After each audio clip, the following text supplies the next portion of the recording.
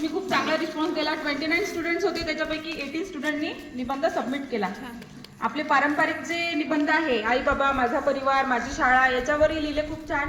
पण मला काही विद्यार्थ्यांचे आवर्जून नाव घ्यायचे आहेत. जसं आदित्य यांनी कल्पनात्मक निबंध लिहिला की मी जर पक्षी असतो तर. त्यानंतर अक्षराने लिहिला मी फुलपाखरू असते तर. आणखी आदर्शने लिहिला परत मी फुलपाखरू असतो तर. आणि 8व्या वर्गातली चैतन्यने लिहिला मी जर पक्षी असतो तर. आणि आरुषी राजपूतने तर इंग्लिशमध्ये लिहिला. Clap for her.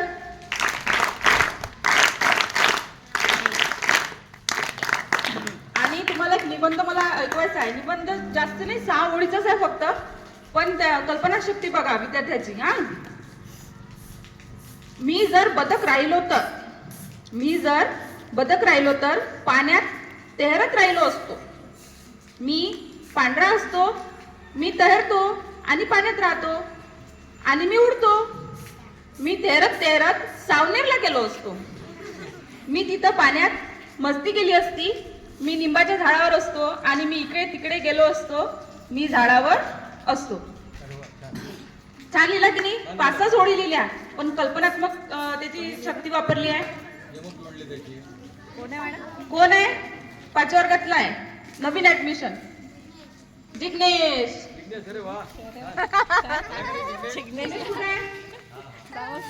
ये समोर.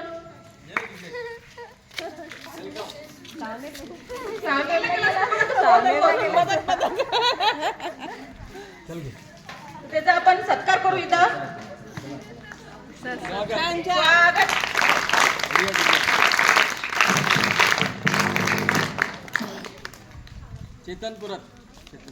चेतन.